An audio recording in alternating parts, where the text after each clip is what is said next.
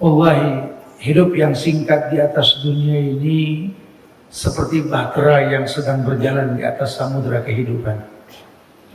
Terkadang gelombang ditemui, terkadang riak menjadi sebuah bagian perjalanan bahtera tersebut. Kita harus tahu, kalau hidup diamsalkan seperti bahtera, maka ada cara yang dicontohkan dalam syariat agama supaya bahtera sampai ke pelabuhan dengan selamat.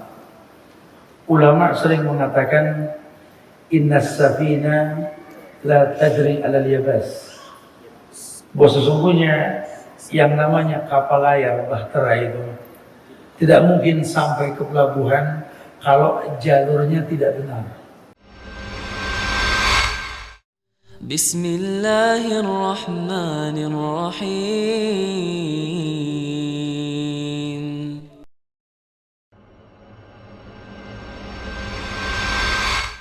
A'udzu billahi minasyaitonir rajim. Bismillahirrahmanirrahim.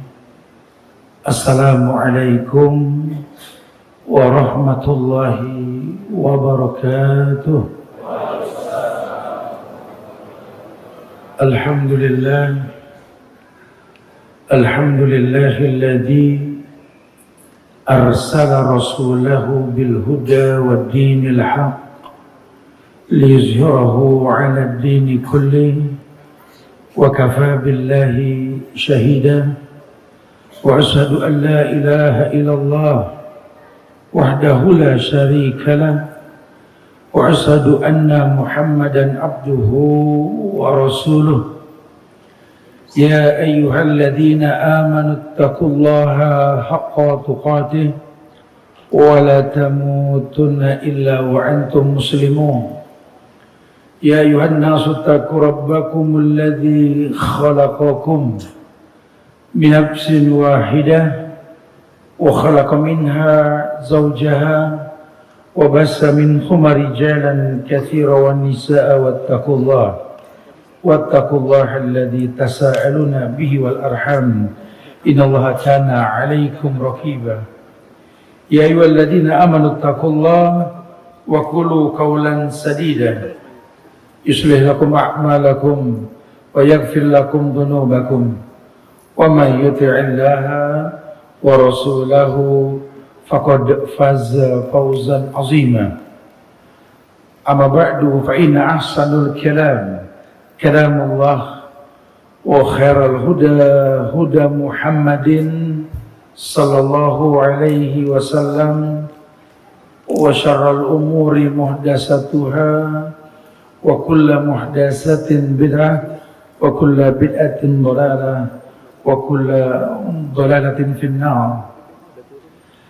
Ma'asyiral muslimin wal muslimat, sidang majelis tabligh akbar Masjid Namirah Lamongan yang semoga Allah berikan keberkahan dunia dan akhirat. Wabil khusus sahibul bait Bapak Hilmi dan keluarga, takmir Masjid Namirah ini, begitu pula para asatidzah, para alim ulama, para staf pemerintahan yang semoga Allah selalu berikan keberkahan dunia dan akhirat. Usikum wa nafsi bitaqwallah. Diri ini berwasiat buat diri pribadi dan jamaah sekalian untuk selalu meningkatkan ketakwaan kita kepada Allah. Wallahi, hidup yang singkat di atas dunia ini seperti bahtera yang sedang berjalan di atas samudera kehidupan. Terkadang gelombang ditemui, terkadang riak menjadi sebuah bagian perjalanan bahtera tersebut. Kita harus tahu, kalau hidup diamsalkan seperti bahtera, maka ada cara yang dicontohkan dalam syariat agama supaya bahtera sampai ke pelabuhan dengan selamat. Ulama sering mengatakan, innas safina la tajri alal yabas, bahwa sesungguhnya yang namanya kapal layar bahtera itu tidak mungkin sampai ke pelabuhan kalau jalurnya tidak benar. Ada aturan main yang mesti kita sikapi, karena kita ini menjadi muslim yang Islam sebagai agama direkomendasi Allah langsung. Allah sendiri yang mengatakan ketika tertutup ayat wahyu turun akhir di hayat Rasulullah sallallahu alaihi wasallam, al-yawma akmaltu lakum dinakum wa atmamtu alaikum ni'mati wa raditu lakum al-islam ad-din. Ini ayat-ayat terakhir di hayat Rasulullah sallallahu alaihi wasallam. Maklum kita tahu ayat ini turun ketika haji wada, haji yang pertama dan terakhir yang Rasul lakukan. Rentetan ayat pun menguatkan ayat tersebut, di mana ketika sempurna apa yang Allah telah berikan, maka agama tak ada lagi penambahan maupun pengurangan. Adapun Islam itu sendiri Allah firmankan, Inna dina indallahil Islam. Bahwa agama yang kami akui kata Allah ya cuma Islam, tidak ada yang lain. Wa may yabtaghi ghaira islami dina fala yuqbala minhu wa huwa fil akhirati minal khasirin. Kalaupun nanti kamu melakukan aktivitas yang Islam tidak ajarkan, tolak. Wa may yabtaghi ghaira islami dina la yuqbala minhu. Tidak akan pernah diterima sama Allah. Wa huwa fil akhirati minal khasirin, bahkan dia akan dirugikan di akhirat nanti. Padahal kalau bicara akhirat, Allah sendiri mengatakan walal akhiratu khairul laka minal ula. Iya, Allah firmankan akhirat lebih mulia ketimbang dunia. Allah mengatakan pula di akhirat nanti yang ada tinggal kerugian. Ini mesti disikapi dengan ilmu supaya nggak terjebak dalam kesalahan yang berkepanjangan, karena perjalanan waktu yang kita berada di atasnya ini sesuatu yang tidak kembali. Lantar jiyal ayyamul lati maut. Adapun bahtera kehidupan ini dikaitkan oleh ulama dengan rumah tangga yang kita punya. Karena kebetulan tadi pagi terjadi akad nikah di sini. Dan kita doakan semoga kedua mempelai tersebut diberikan keberkahan. Karena memang tidak ada doa lain yang Nabi ajarkan untuk mendoakan kedua mempelai. Bukan berarti kita nggak boleh berdoa doa yang baik. Doa boleh selama itu baik. Tapi kalau Nabi mengajarkan satu doa yang insya Allah menjadi sebuah rutinitas bacaan kita kepada mempelai tersebut. Barakallahu lak wa baraka alaik wa jama'a bainakuma fi khair. Doa itu menginformasikan kepada kita bahwa Allah perintahkan kita untuk mendoakan keberkahan. Barakallahu lak. Semoga keberkahan laka ya akhi, milikmu, ditujukan kepada suami. Wa baraka alaik, pun Allah limpahkan berkah atasmu dengan pernikahan ini. Wa jama'a bainakuma fi khairin, Allah kumpulkan kalian dalam kebaikan suami istri. Wah, subhanallah. Doa itu kalau diterjemahkan isinya minta keberkahan.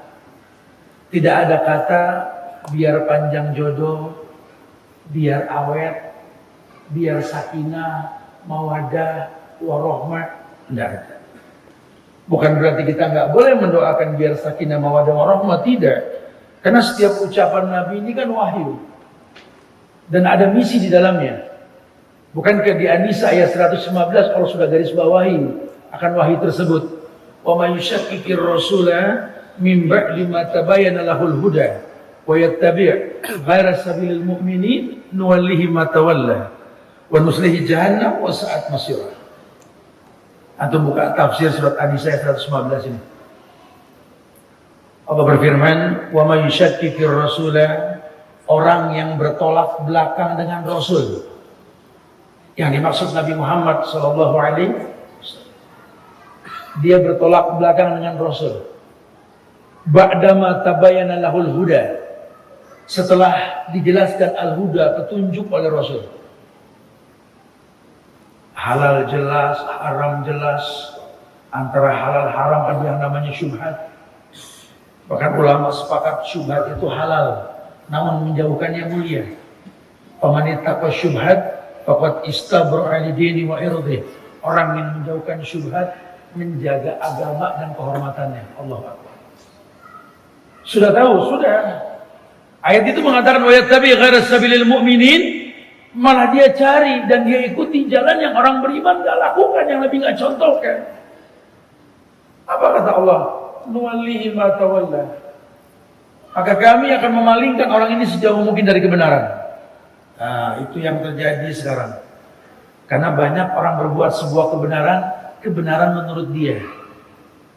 Ya, kita ini nggak mau belajar langsung dari ulama. Kita nggak baca kitab-kitab ulama. Kita cuma bangga dengan kemazhaban kita tanpa belajar si pencetus mazhab tersebut. Ya udah, resikonya fatal nanti. Karena yang kita ikuti orang-orang yang mengikuti, kan begitu ya. Nah, sementara rekomendasi terakhir Nabi apa?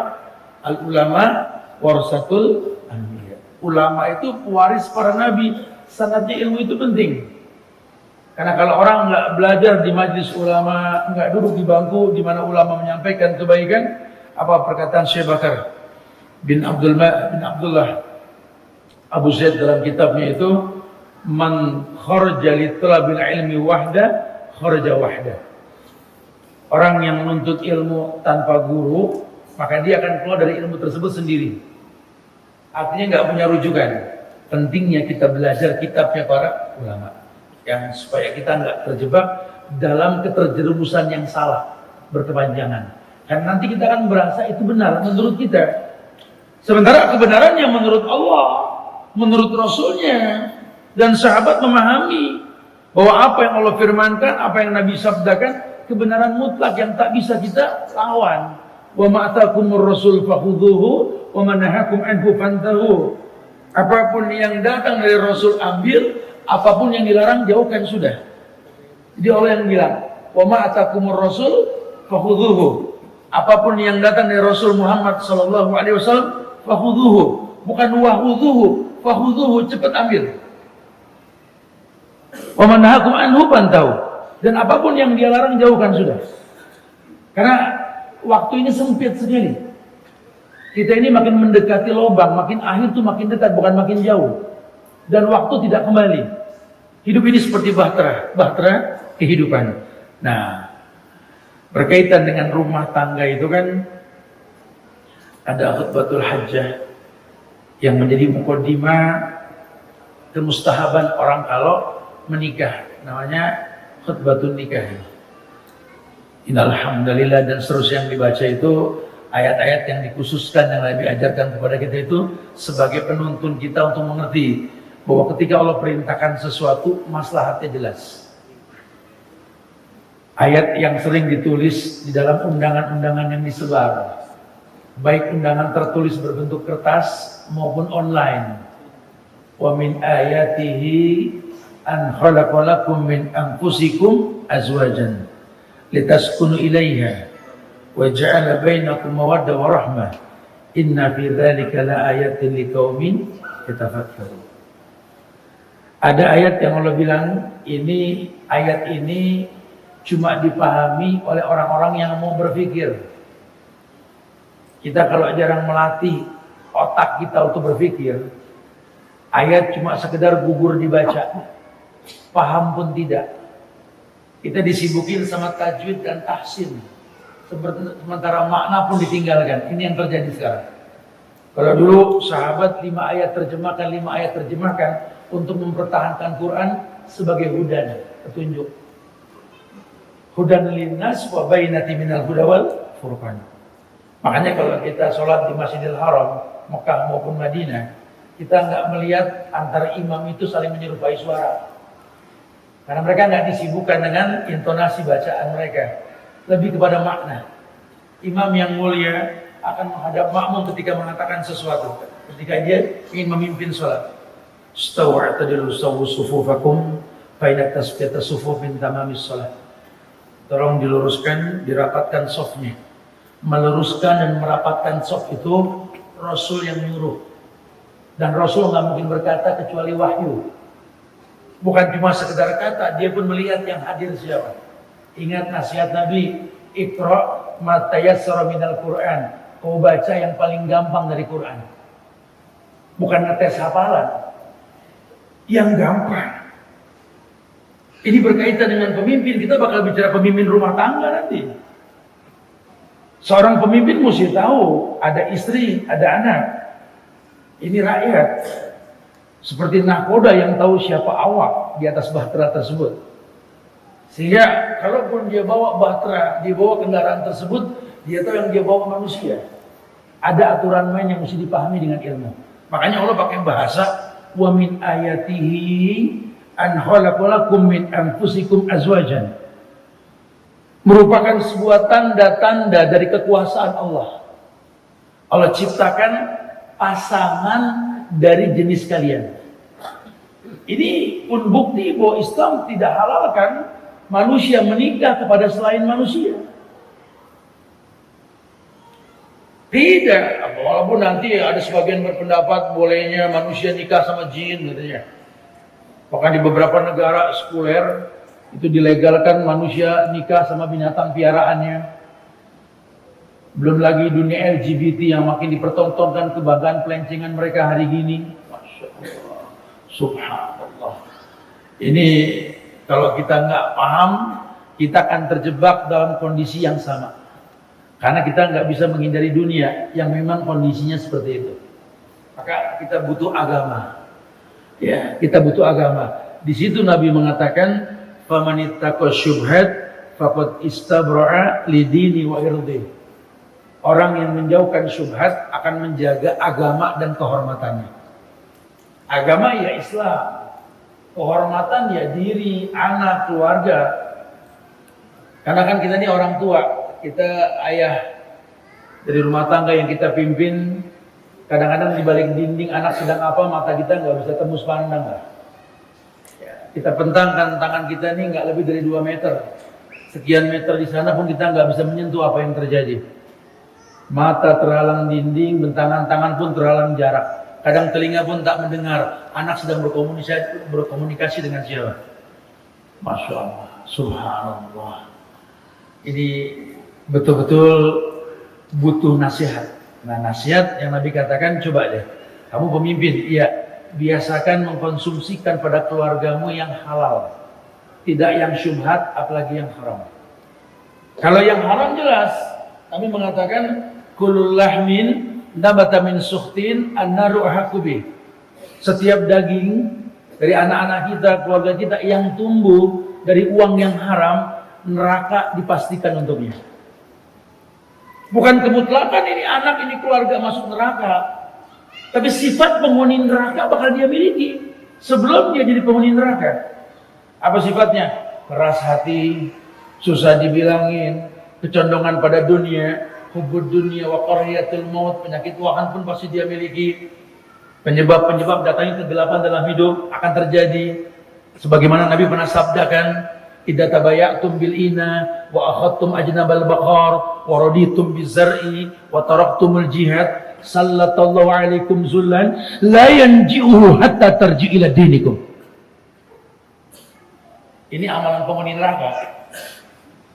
Tabayatum bil ina, kamu menikmati ribawiyah, kamu menganggap lumrah dan biasa dunia perbankan konvensional. Dengan bahasa yang simpel ya, hari gini saya kalau nggak di konvensional ya nggak bisa berjalan lah perusahaan. Padahal kalau dia mau perdalam tentang dunia riba, wow, 1 dirhamnya riba itu sama dengan berzina dengan orang tua sendiri. Nggak main-main. Dengan mudahnya dia mengatakan, ya nggak bisa, kita kalau nggak begini kita nggak bakal bisa begitu, makanya saya begini biar begitu. Tabayatum bil ina akhadtum ajnabal baqar. Penghuni neraka punya sifat yang Nabi cibir, suka megang buntut sapi. Kan sering dibilang binatang paling bodoh itu ya sapi. Diberanakin dalam kandang, dibesarkan di kandang, dikasih makan di kandang, dikawinkan di kandang, keluar kandang, tidak ada ceritanya sapi bisa balik kandang. Maka ditarik bagian hidungnya.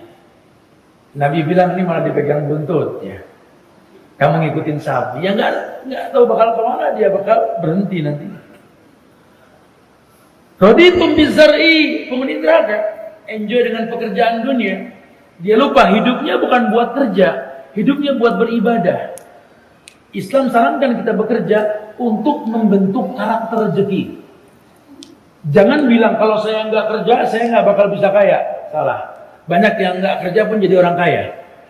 Jangan salah paham nih. Ustadz sering sampaikan di kajian-kajian yang mulia yang beliau punya majelisnya itu tentang hadis yang mengatakan bahwa innallaha qaddara maqadiral khalaiq qabla ayaluqas samawati wal ard bi khamsina alf sanah. Bahwa Allah itu telah takdirkan takdir manusia dan itu takdir kita semua. 50.000 tahun sebelum tercipta langit dan bumi. Betul? Pernah dengar hadis ini? Berarti menandakan kondisi kita pada hari ini telah tertulis oleh Allah. Dan yang akan datang pun Allah sudah tentukan. Sehingga kalau kita kerja pada hari ini, lillah karena Allah akan membentuk karakter kuat dari rezeki tersebut. Maling asal pinter nyolong dapat hasil. Cuma kan hasilnya nggak benar. Betul. Ya Anda bekerja walaupun cuma sebagai OB dalam sebuah perusahaan atau Pak Tani yang memacul berteman dengan pupuk kandang, tapi betul-betul bekerja lillah karena Allah, nggak menelantarkan ibadah yang Allah perintahkan dia untuk di atasnya, wallahi hasilnya lihat. Tidak sedikit anak orang-orang kelas bawah ini menjadi orang nomor 1 di dunia. Dan kita lihat tidak sedikit pula anak orang-orang yang serba kelebihan dalam dunia malah menjadi sampah-sampah dunia. Makanya Allah bilang di An-Nahl ayat 97 itu, man amila sholihan min dzakarin aw unsa wa huwa mu'min falanuhyiyannahu hayatan thayyibah. Barang siapa beramal soleh, lakikah dia, perempuankah dia? Ya, lakikah dia, perempuankah dia? Kalau nggak nerima yang ketiga, maaf, yang LGBT tobat buru-buru itu. Karena Allah cuma mengatakan min zakarin aw unsa, laki maupun perempuan. Wa huwa mu'min, asalkan dia beriman. Falanuhyiyannahu hayatan thayyibah, maka akan kuberikan kehidupan yang baik yang akan datang. Ima diterjemahkan sorga, atau yang akan datang yang kita nggak tahu pasti baik, tapi baik ukuran Allah. Karena kita nggak bisa menentukan takdir. Ya Allah, kalau bisa sih nanti kalau udah saya umur 50-an punya rumah dah 3. Nggak bisa begitu. Nggak bisa begitu. Orang boleh minta, Allah berkehendak. Karena nanti kalau permintaan dipanjatkan ke Allah, yang terjadi macam imma ditunda apa yang dia minta datang kepada dia, atau mungkin Allah tolak, atau Allah gantikan dengan yang lebih baik, atau mungkin Allah biasakan dia untuk menerima ujian. Karena nggak semua ujian itu buruk. Allah jadikan ujian sebagai alat bantu. Fala ya'lamannallahu alladziina shadaqu wa la ya'lamannal kadzibin. Allah uji manusia, Allah pengen tahu kejujuran dia dalam beribadah kepada Allah. Insyaallah ya. Subhanallah. Nah, wa min ayatihi an khalaqalakum min anfusikum azwajan litaskunu ilaiha. Kuciptakan pasangan dari jenis kalian. Litaskunu ilaiha, taskunu itu kan sifatnya kata kerja yang artinya kamu bakal mendapatkan sakinah jika taskunu ma'aha gitu loh. Jadi sakinah yang kalian hayalkan tentu dibuat sababnya, bukan cuma diminta biar sakinah mawaddah warahmah, bukan begitu. Boleh, cuma bukan begitu. Karena sakinah kata Nabi, majtama'a qaumun fi baitin min buyutillah yatluna kitaballah wa yatadarrasuna ma bainahum illa nazalat alaihimus sakinah. Tuh. Wa ghasyatuhumur rahmah. Tuh. Wa khufathumul malaikah. Sakinah kata Nabi akan turun di mana? Di tempat manusia berkumpul. Ima itu masjid, majelis ilmu, atau rumah yang diberkahi. Quran dibacakan, sunnah dikumandangkan. Nazalat alaihimus sakinah. Allah turunkan sakinah. Ya berarti yang pengen rumah tangganya samawa, sakinah mawaddah warahmah, tolong di rumah tersebut jangan sampai Quran yang kedengeran dibaca. Apa kata Nabi? La taj'alu buyutakum maqabir. Jangan jadikan rumahmu seperti kuburan. Maksudnya apa Ustaz? Dari zaman Nabi enggak ada di kuburan orang ngaji. Maka Nabi bilang la taj'alu buyutakum maqabir. Hei manusia, Jangan jadikan buyutakum jamak dari bait, rumah-rumah kalian kuburan. La yusma' kalam Allah, enggak terdengar di situ kalamullah dibacakan. Kamu cuma menghayalkan baiti jannati, rumahku surgaku. Kamu lupa ada ayat yang mengatakan surga itu la yasma'una fiha lagwan wala ta'siman illa qilan salaman salaman. Itu surga. Jangan cuma menghayal baiti jannati, dia bikin huruf timbul home sweet home. Tapi isinya piring terbang. Depan orang yang beb, di rumah, cakap-cakapan. Ini pencitraan nih. Status gonta-ganti, gandengan tangan sama laki, difoto, screenshot, ketiga dua tangan menjadi satu. Pura-pura. Hati-hati ya. Ini laki-laki jangan mesem aja, makanya nikah sama madrasah. Jangan sama manekil, betul orang-orang toko ya. Jangan hati-hati nih. Ini kita nih jangan main-main nih, karena waktu kita makin kurang bukan makin bertambah nih. Kesempatan berbuat baik semakin sedikit. Berat loh. Tadi saya merinding loh Pak Helmi ketika beliau mengucapkan ijab kabul kepada menantunya itu. Saya nikahkan kamu dengan anak saya dengan mas kawin seperti yang disebutkan, dibayar tunai. Ya, saya terima nikahnya. Allahu Akbar. Itu pindah dari pundak beliau itu ke pundak menantunya itu. Sekarang gadis cantik yang beliau miliki menjadi sosok wanita yang semua perbuatannya suaminya yang tanggung. Sampai Nabi mengatakan aymam ra'atin matat wa zawjuha radin fakanat min ashabil jannah. Kalau perempuan tahu seandainya istri itu wafat, suaminya ridho dengan kehidupan sebelum wafat, surga itu. Subhanallah. Bukan main-main ini. Menjadi seorang mertua itu nggak gampang. Jangan suka pakai banding-banding, Ustaz. Orang tua dulu apa mertua dulu? Jangan suka bicara begitu. Karena keduanya orang tua nggak pernah ada bekas. Mana ada bekas orang tua, mana ada bekas mertua. Semuanya orang tua. Ya, orang tua punya versi sendiri. Kita darah daging beliau. Kita dilahirkan sama beliau. Kalau mertua, sabab beliau lah kita punya keturunan, betul? Dan demi Allah, walaupun saya belum punya menantu, saya bisa ngelihat karena saya juga punya anak perempuan. Nggak gampang melepas gadis cantik yang kita besarkan dengan tangan kita sendiri, meminta yang terbaik kepada Allah buat dia. Ya Allah, berasan baru kemarin saya kayak panggil rambut ini anak perempuan. Baru kemarin saya mainin poninya, ya Allah. Karena kadang-kadang orang laki itu punya anak laki itu bangga punya keturunan. Tapi kita berasa jadi seorang ayah kalau punya anak perempuan, berasa. Yang tahu lelahnya kita itu anak perempuan. Sesibuk-sibuknya anak perempuan open sama ayahnya. Ya, kita datang capek di depan, sudah masuk, anak perempuan nyamperin, ya capek ya, ini ada tisu. Dia mau minum apa? Anak SD perempuan bisa ngomong gitu. Orang laki, anak laki kita pakai koyo tiga masih nggak paham. Padahal harapan kita nih. Sampai kita bilang, jangan belajar Pak, jangan belajar. Berasan baru kemarin nih anak kita besarkan dengan cinta, ya Allah. Kita ajarkan dia menggunakan kerudung dan jilbab. Kita haramkan daging yang haram masuk ke badan dia. Makanya saya berharap sekali satu waktu nanti teman-teman tuh ajak dialog itu menantu kita itu. Sini nak. Berat sekali melepaskan orang yang pernah ku cinta dan ku besarkan. Wallahi, kamu baru kenal dia, kamu bawa dia. Berat melepaskan orang ke orang yang baru dikenal. Tapi saya berhusnuzon, kamu itu orang baik. Bukan karena saya tahu kamu orang baik, nak. Karena saya melihat anak saya. Saya ingat Quran mengatakan perempuan soleha buat laki-laki yang soleh.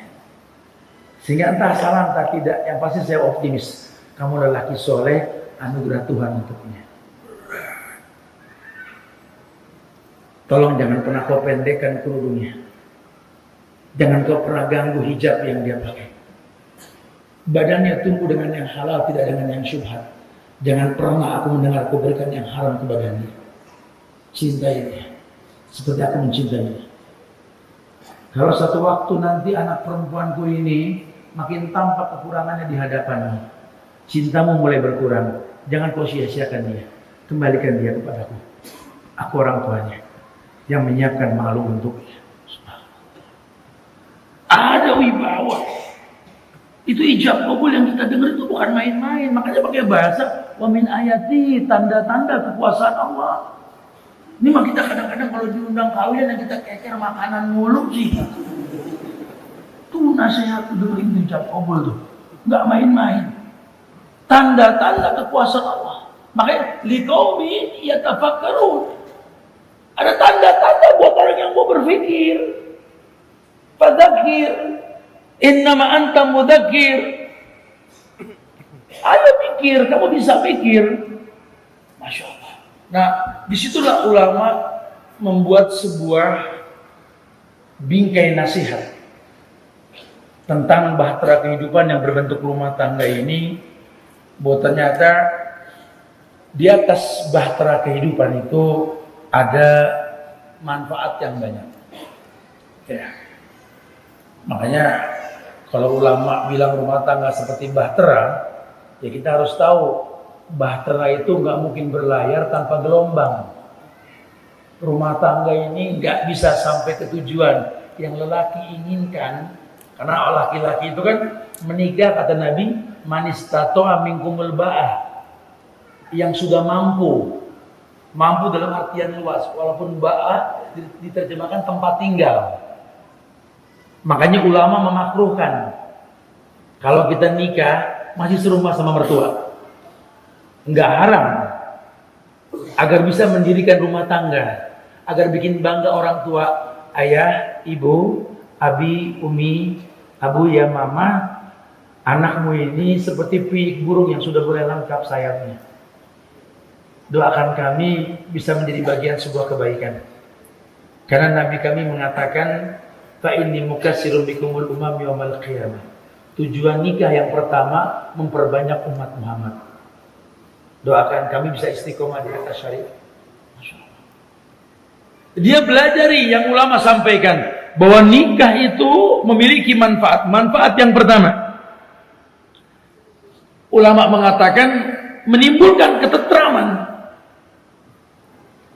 Menimbulkan ketentraman. Orang kalau sudah menikah dia akan tahu. Litaskunu ilaiha tadi, wa ja'alna bainakum mawaddah wa rahmah. Dan kami jadikan di antara kalian ini mawaddah, kasih dan sayang, rahmat. Ya. Timbul rasa kasih dan sayang. Kita kalau melihat istri kita, ya Allah, kadang-kadang ujian buat kita. Makanya Nabi ajarkan kepada laki-laki untuk membaca doa dan seringin baca ini doa. Allahumma inni a'udzubika min zaujatin tusayyibuni qabla al-masyid. Rawahu Bukhari hadis. Allahumma inni, ya Allah, sesungguhnya a'udzubika, aku berlindung kepadamu, min zaujatin, dari seorang istri, tusayyibuni qabla al-masyid, yang membuat aku beruban sebelum waktunya. Saya suka bilang sama ibu-ibu, Tat, suami saya tuh ujian banget buat saya, Tat. Saya diuji dalam hidup cuma sama dia doang, Tat. Enggak, ibu sehat, bapak ubanan, no. Kalau perempuan suruh berdoa, hablana min azwazina wa zurriyatina qurrata a'yun. Berikanlah kepada kami pasangan hidup, anak-anak yang enak dilihat. Nah, kalau bahasanya enak dilihat, zurgiban tasdat huban, temui jarang-jarang timbulnya cinta. Hikmah dibalik laki jangan di rumah aja. Laki ngayap, safar. Kalau pengen tahu betapa cinta kita dengan orang rumah, safar. Kata Nabi, laki-laki itu yaqdu himason wa taruhu bitonan. Laki itu kayak burung. Pagi keluar kerja, terbang sudah. Wataruhu bitonan. Kapanpun mau balik, sore boleh, besok boleh, minggu depan boleh, bulan depan boleh, tergantung memang akadnya seperti apa. Bawa bekal buat keluarga, pergi karena tanggung jawab, pulang karena cinta. Itu yang terbaik. Jadi Bu, Bapak jangan dipegangin aja Bu. Kadang-kadang Bapak kayak gangsing Jawa sih. Dapur, sumur, kasur, dapur, sumur, kasur. Gak berasa lu batuk mulu. Udah tua. Zurghiban tasdad hubban. Temui jarang-jarang timbulnya cinta. Jadi cinta itu nggak bisa tiap hari ngeliat, yang ada ribut. Ya, kita kalau sering safar kita baru tahu seenak-enaknya di luar, enakan rumah sendiri. Seasik-asiknya orang ngelayanin kita, ya Allah, orang rumah ngelayanin kita lebih asik. Masya Allah. Itu akan timbul, itu sudah manusiawi. Ya, akan timbul dengan waktu, dengan sendirinya. Makanya di Islam ditekankan banget, sahabat Nabi dan Nabinya sendiri pun safar. Para Nabi safar.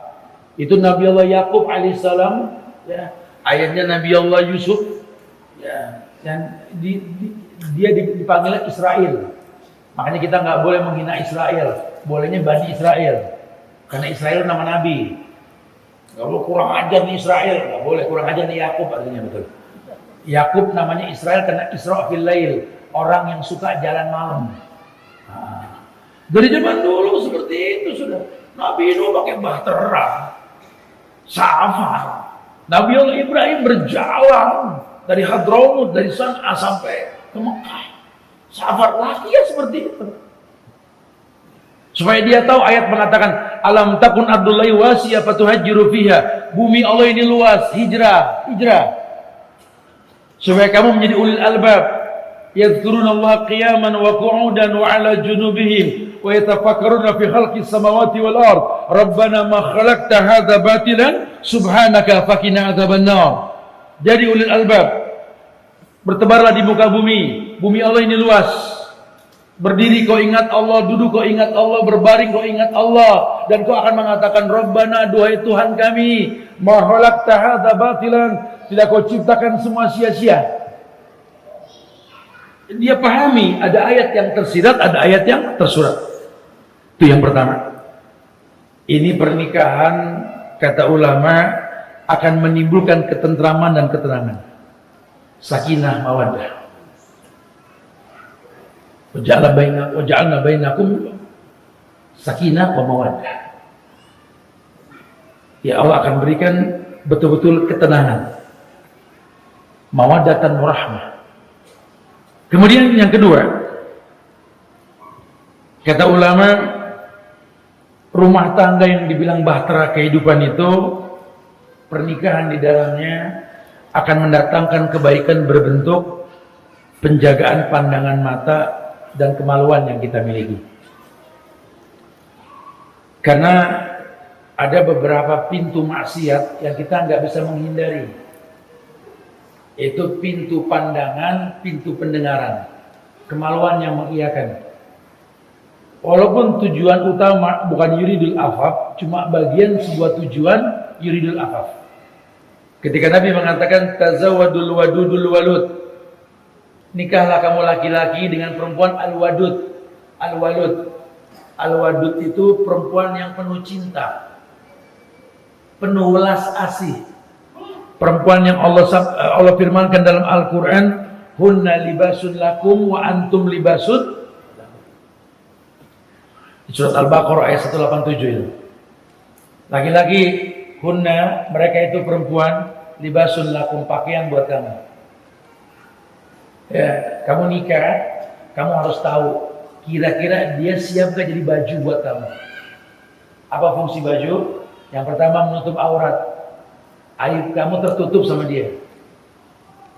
Yang kedua, baju itu akan menolak penyakit dari angin yang membawanya, sehingga akan tenang jiwa, dia nggak sakit dengan pakaian. Yang ketiga, dengan baju kau dipandang bagus. Karena hari gini banyak sekali pasangan hidup ini yang mengekspos masalah rumah tangga dalam sosial media. Semua urusan rumah tangga dijadikan status. Ini setan laki setan perempuan yang kayak begini nih. Ya, hati-hati nih. Ribut sama laki sak kecamatan tahu. Urusan bangun kesiangan sekampung tahu. Sampai orang-orang kampung tahu kapan dia tidur. Setiap mau tidur ganti profil pakai emot. Sekampung tahu rumah tangga lagi ada trouble. Karena kalau punya masalah emotnya nangis. Astagfirullahaladzim. La haula wala quwwata illa billah. Ya, hati-hati, ini bahaya sekali. Belum lagi hal-hal yang sifat riya. Maksudnya betul, cuma caranya salah.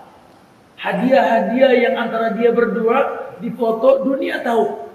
Suami beliin sepatu baru, misalkan gitu. Mobil baru, motor baru, manfaatnya apa? Nanti kenain. Atau mungkin jadi obrolan. Kita nggak berbuat dosa, cuma gara-gara kita orang terinspirasi berbuat dosa. Ayo para suami jangan dayus, ingetin. Ma, ini saya beliin handphone bukan buat informasi keadaan rumah tangga keluar.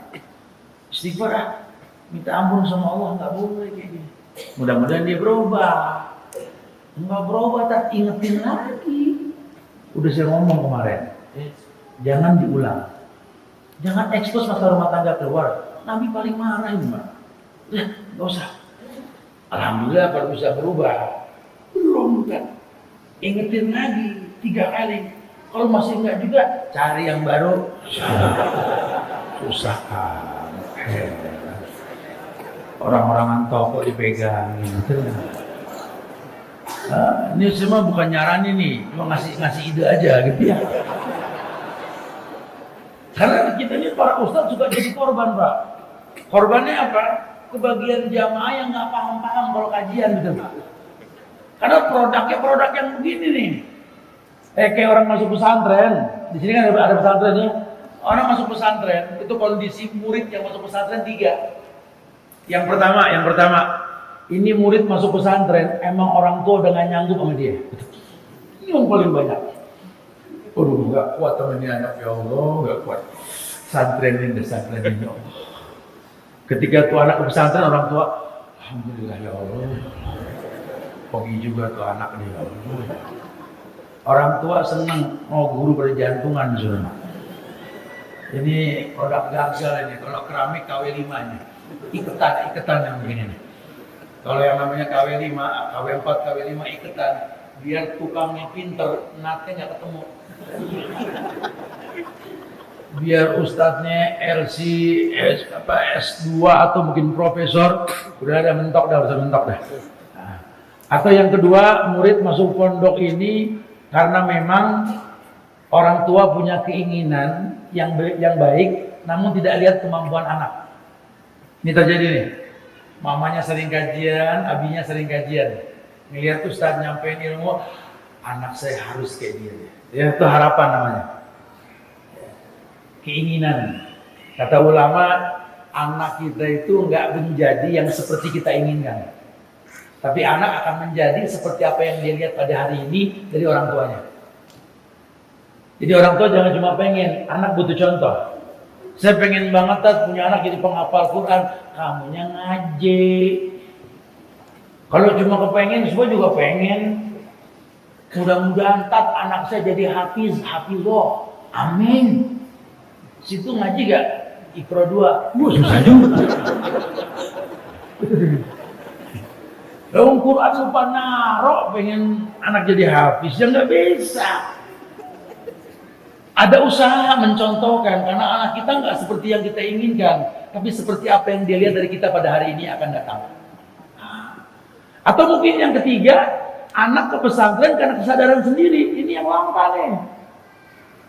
Kenapa? Karena dia besar di lingkungan ahlul ilmi, yang dia selalu meminta jawaban pada ibunya karena dia tahu ummi madrasah. Ibu itu sekolah untukku. Apalagi dia anak laki. Makin berilmu, makin dia lihat kekurangan pada diri ibunya. Tapi bukan buat menjadi hakim buat orang tuanya. Kadang-kadang kita sekolahin anak pinter, anak ngeritik kita, betul?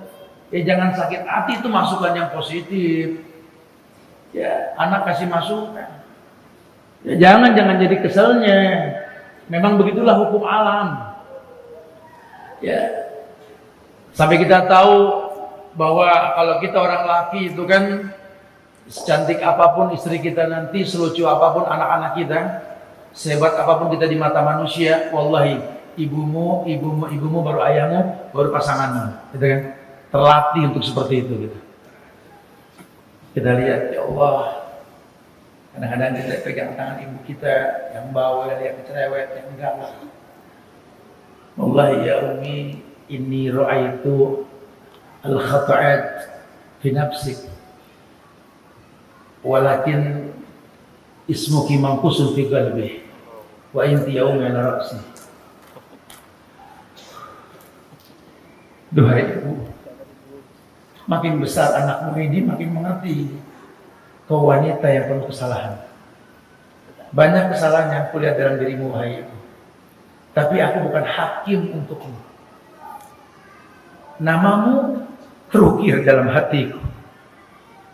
Sampai kapanpun kekuranganmu itulah membuat aku cinta kepadamu. Ibu, kau di atas kepalaku. Subhanallah. Anak-anak yang besar menyiapkan maklum buat orang tuanya. Cuma nggak semerta-merta bisa begitu,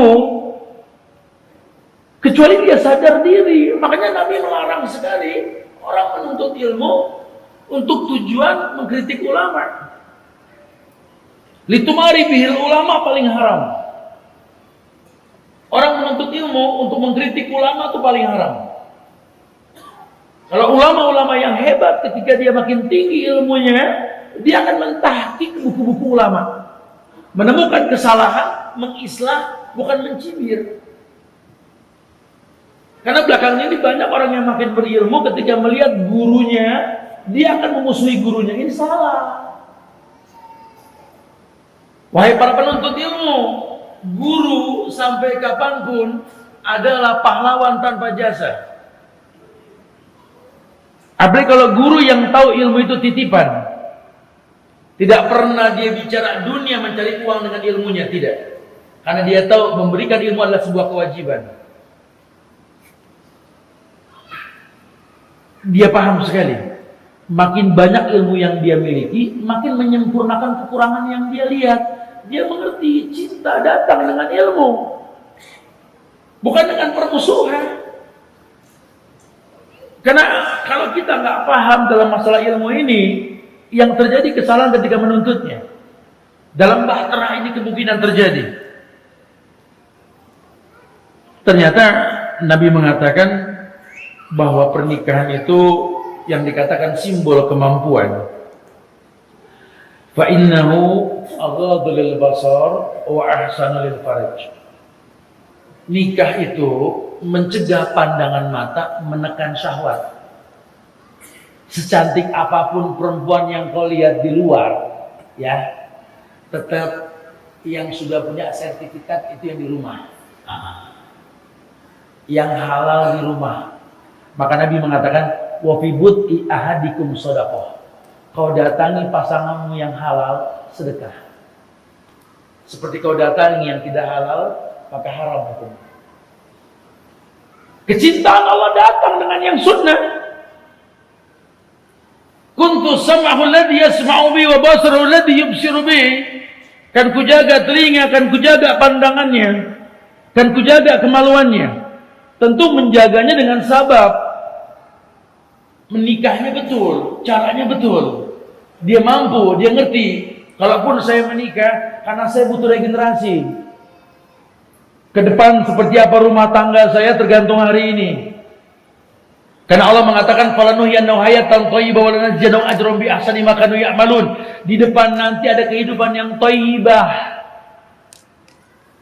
Ada balasan yang lebih besar ketimbang kebaikan yang saya lakukan asal man amila sholihan. Pada hari ini dia beramal soleh. Amal soleh itu ketika Allah firmankan, Nabi sabdakan, sahabat melakukan. Itu amal soleh. Ya. Kedepannya akan jadi yang baik. Karena sudah baku ayat mengatakan hal jazaul ihsan ilal ihsan. Bukankah balasan kebaikan datang dengan cara yang baik? Nggak bisa kita ngayal kebaikan dengan cara yang haram, nggak bisa. Udahlah, jangan suka pengen yang baik kalau nggak ngerti caranya. Kebaikan datang dengan cara yang baik. Allah baik, cuma nerima yang baik. Yang ketiga, ternyata pernikahan ini kata ulama menjadi penyebab akan memperoleh kekayaan. Yang lelaki dipilih dengan ciri, perempuan dipilih pun dengan ciri. Kalau dalam Islam ini kan lelaki suruh melihat perempuan, kata Nabi, tazawwadul wadudul walud. Suruh nikah dengan perempuan yang al-wadud al-walud.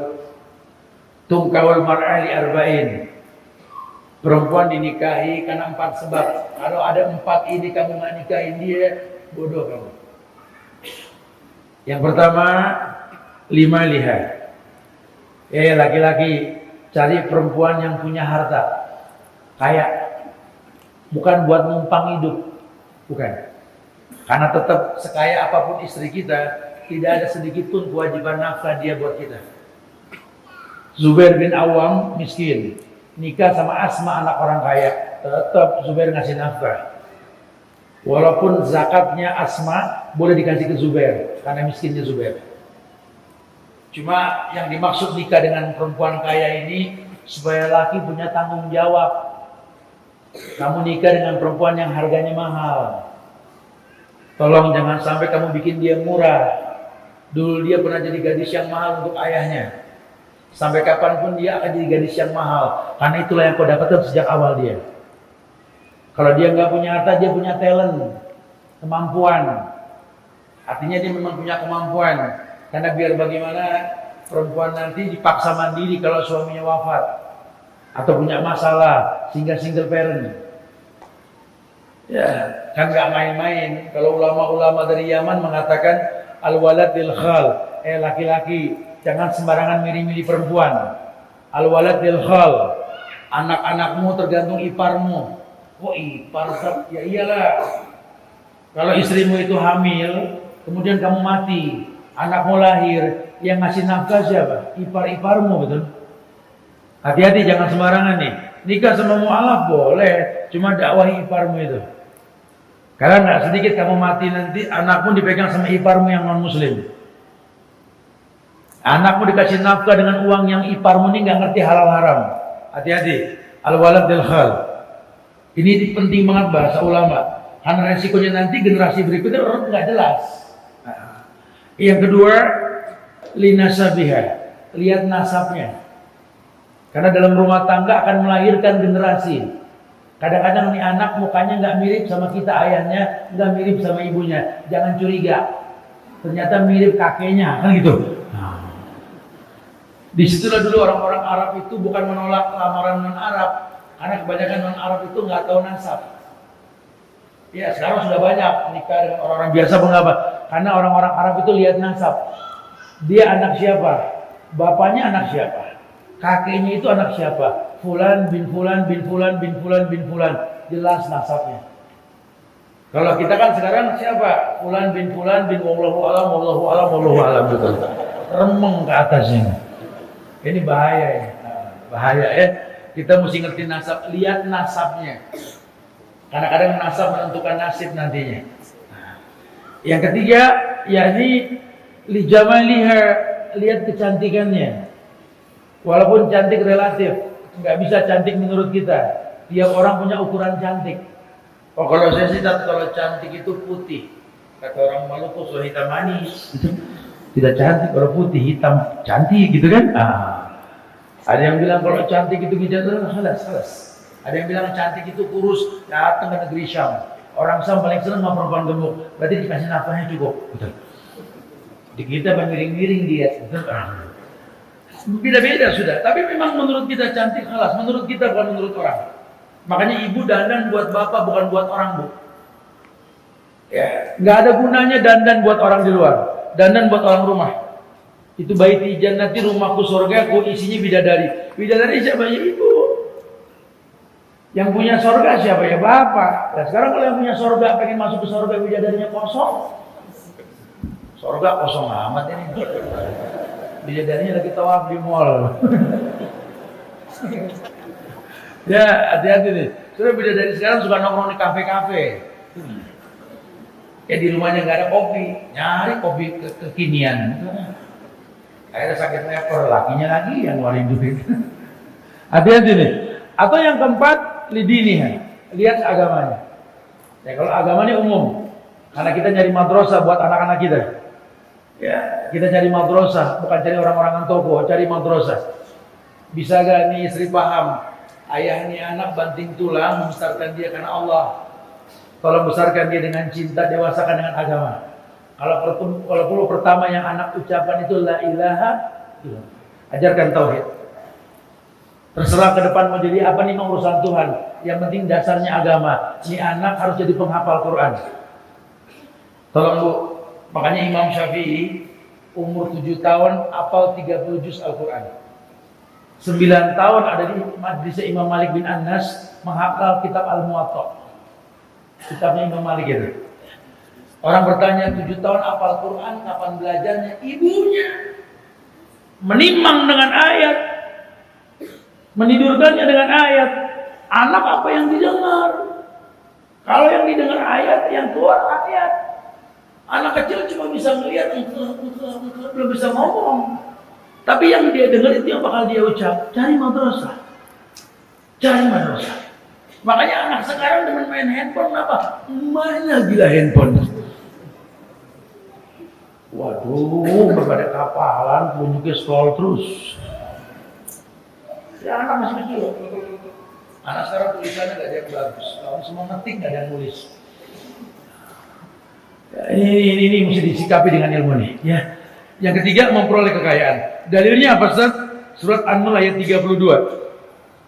Allah berfirman, wa ankihul ayyama minkum wassalihin min ibadikum wa imaikum iyakunu fuqara yughnihimullahu min fadli wallahu wasi'un alim.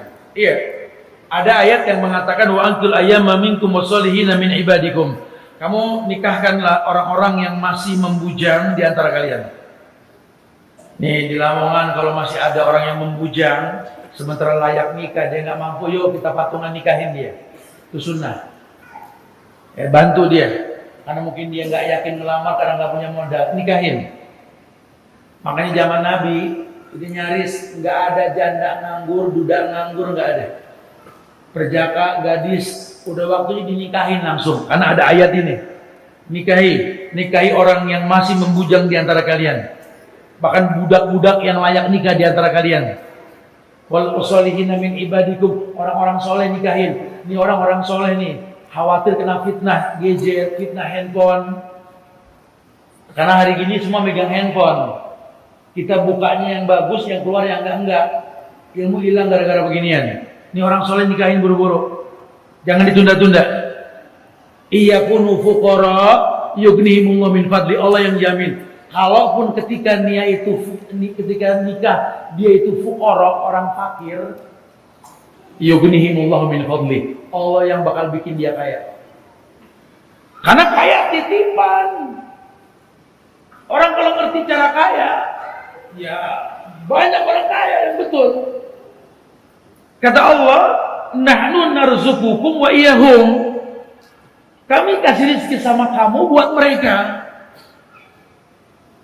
Kenapa ini Masjid Namira kok berkah tercium sampai Jakarta, sampai Sumatera, Indonesia tahu ini? Karena keberkahan menguntungkan masyarakat sekelilingnya. Kebiasaan berbaginya ini bisa kita contoh ini. Manajemen bisa ditiru, dalam buku pun tertulis. Tapi anfik unfik alik adanya di Quran dan di Sunnah. Anfik unfik alik. Infakkan hartamu, Allah infakkan kamu. Itu jaminanmu itu. Kalau anak-anak kita pengen jadi orang kaya, dari kecil latih berbagi. Didik anak-anak menabung, tiap bulan ini tebok celengan. Nah, kamu belanja, Kak, kamu belanja, Dik, kamu belanja. Kakak adik berbagi antar saudara, akur sampai gede. Ajarkan sama anak-anak kita, nah ini hari Jumat, nah. Ini mama kasih modal nih, papa kasih modal buat apa? Ingat gak? Kamu kumpul keluarga kemarin. Itu Pak D kamu, Bu D kamu itu orang susah loh. Kamu datangi sana, bawain hadiah. Belajar. Karena Pak Demu, Bu Demu itu, kalau aku orang tua meninggal, itu orang tuamu nak. Temui mereka. Kalau di jalan ketemu nanti pengemis, kasih lah. Atau bawain bekal kalau sekolah pagi, lebihin dikit buat apa mah? Kalau teman kamu nggak punya uang buat jajan, jajanin lah. Jadi anak yang memberi bukan menerima. Karena nabimu pernah bilang, al-yadul ulya khairun min yadi sufla. Tangan yang di atas lebih baik daripada tangan yang di bawah. Dan dijamin mana qasat sadaqatum min malin, tidak akan pernah kurang miskin orang yang bersedekah. Tidak kurang hartamu karena sedekah. Ini Allah yang ngomong, tapi yang sabdakan, bukan kaleng-kaleng ini. Harusnya kita meyakini itu. Ini kadang-kadang kita didik anak antar saudara aja pelitnya, masya Allah. Mama kalau mau tekin roti ke abang, pegang mas.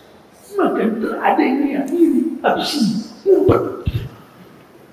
Iya anak bahaya dari kecil. Suruh berbagi. Itu rumus tajir. Ya. Ma'anfaqtum min syai'in fahuwa yukhlifuh. Karena kata Allah dalam Al-Quran, apapun yang kalian infakkan, Allah yang bakal ganti. Karena Allah mengatakan, nahnu narzuqukum wa iyyahum. Kami kasih rezeki sama kamu buat mereka. Insya Allah ya. Kita ini bangsa yang hebat loh orang Indonesia ini. Cuma memang ada oknum-oknum yang gak pengen kita terus hebat. Ya, dulu waktu kita baru merdeka tahun 45 sampai tahun 1957 kita mahasiswa sembada beras buat Malaysia, Vietnam, ini negara tetangga bagian beras kita. Karena kita punya pahlawan-pahlawan yang hebat. Yang berpikirnya itu bersedekah, memberi, yang dia tahu berjuang.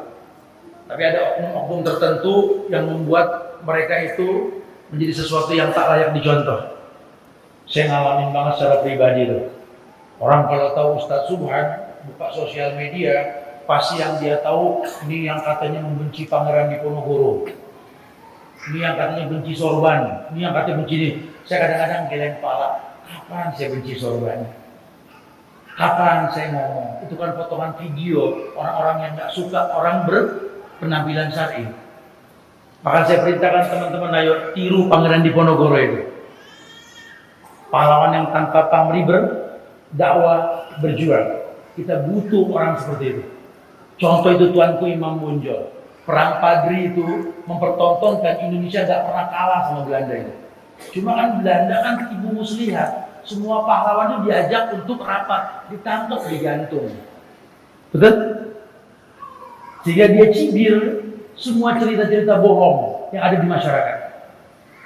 Makanya saya agak-agak melongo betapa banyak syair-syair yang dibuat di masyarakat. Yang orang sekarang nggak tahu itu syair dibuat oleh Belanda untuk mencibir orang-orang hebat. Buka buku api sejarah. Ada cerita tentang lagu Romo Ono Maling. Anak sekarang tahu cuma lagu-lagu jenaka, candaan tentang orang yang mencuri hati.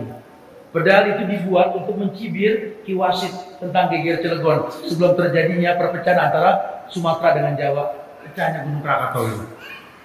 Dan banyak lainnya. Dicibir. Lihat bagaimana kemuliaan Cut Yadin. Kok bisa nggak pakai kerudung? Karena orang nggak suka kalau orang tahu dulu perempuan berhijab. Lihat foto aslinya Raden Ajeng Kartini dengan kerudungnya.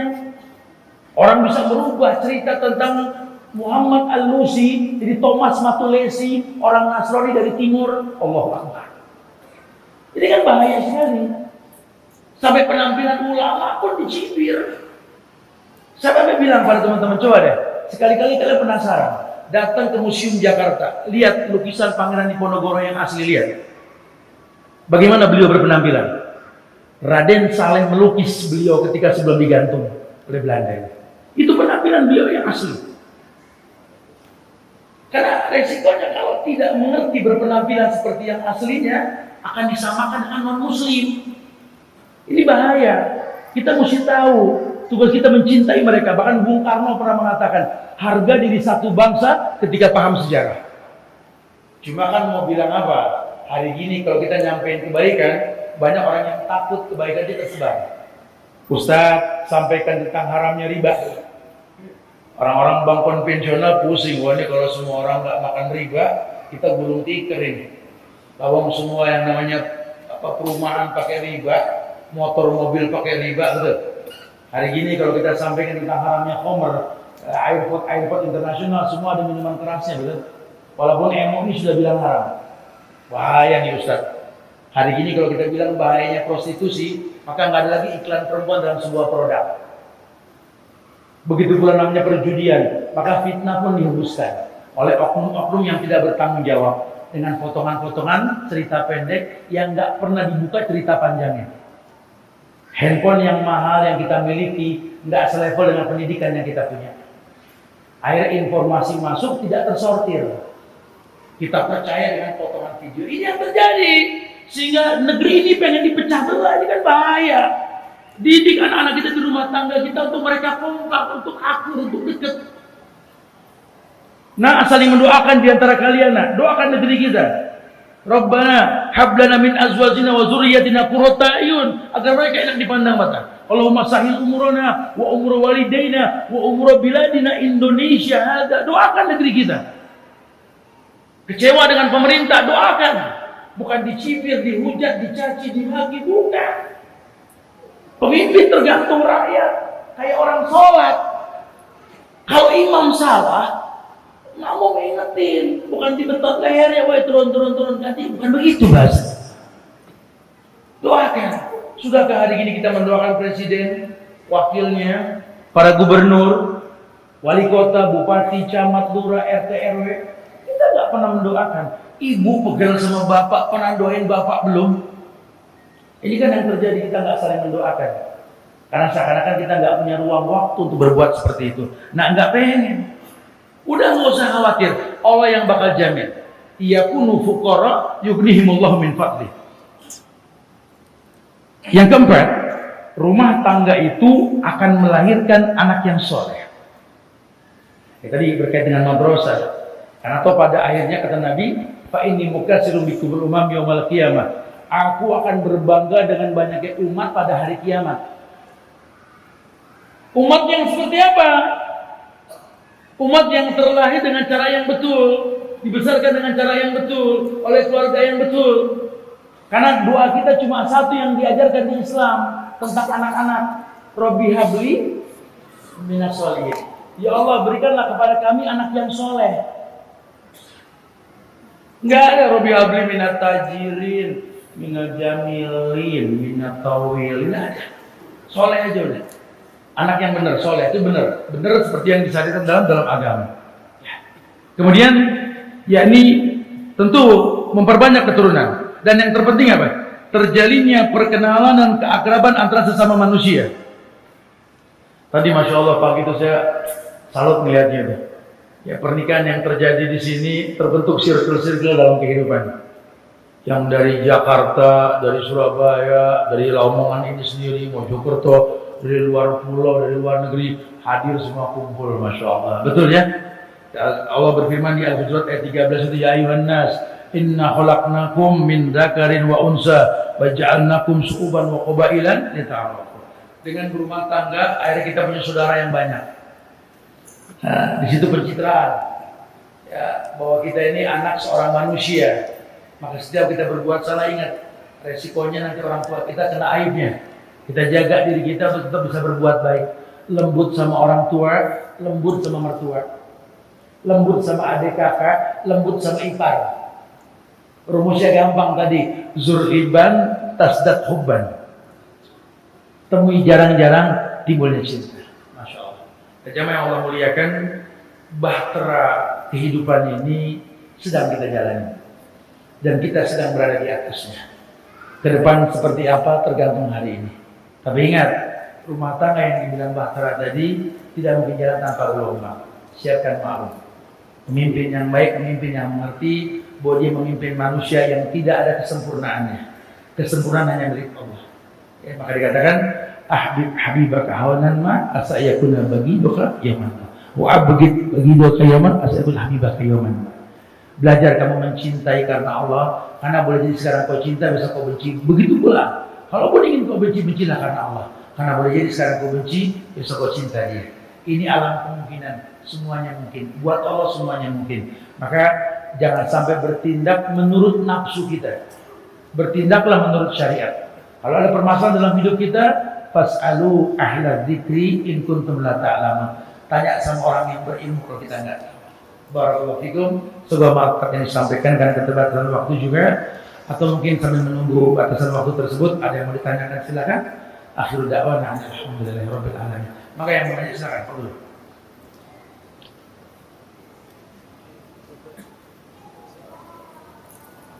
Silakan. Ada yang mau ditanyakan yang saya sampaikan nggak dipahami? Fadhol. Mau ditulis boleh, mau langsung juga apa-apa. Fadhol. Silakan.